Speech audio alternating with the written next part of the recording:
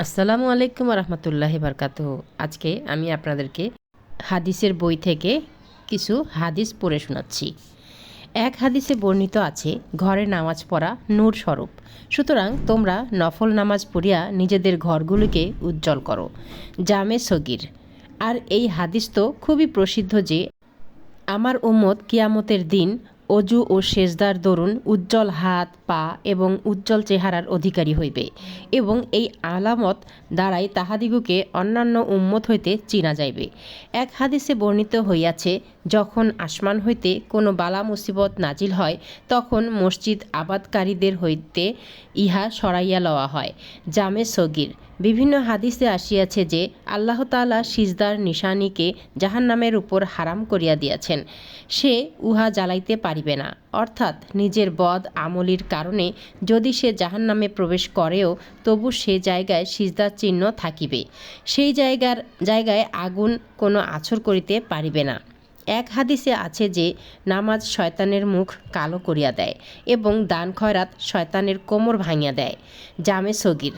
এক রেওয়ায়েতে এরশাদ হইয়াছে যে নামাজ রোগের শেফা। জামে সগির। অন্য এক রেওয়ায়েতে এই সম্পর্কে একটি ঘটনা বর্ণনা করা হইয়াছে যে হজরত আবু হুরাইরা রাজিয়াল্লাহু একবার পেটের উপর ভর করিয়া শুইয়াছিলেন।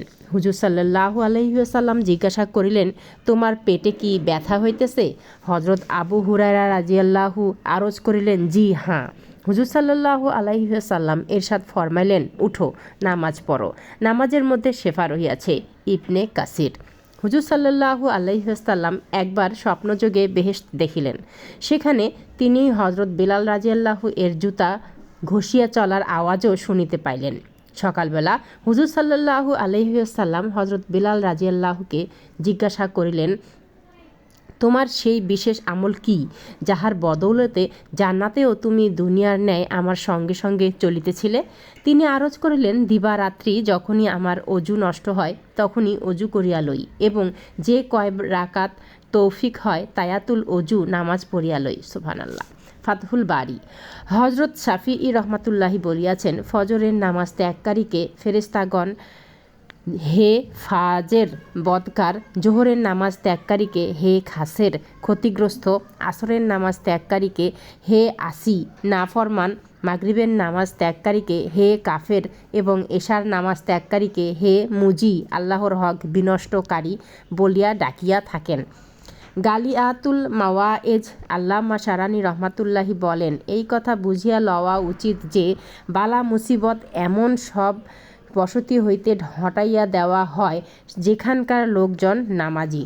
পক্ষান্তরে যে সকল বসতির লোক নামাজি নহে সেই সব স্থানে বালা মুসিবত নাজিল হয়। এইরূপ এলাকায় ভূমিকম্প বা বজ্রপাত হওয়া কিংবা বাড়িঘর ধসিয়া পড়া মোটেই অসম্ভব নয়। আল্লাহ আমাদের সবাইকে হাদিসটা বুঝে 5 ওয়াক্ত নামাজ পড়ার তৌফিক দান করুক। আমিন।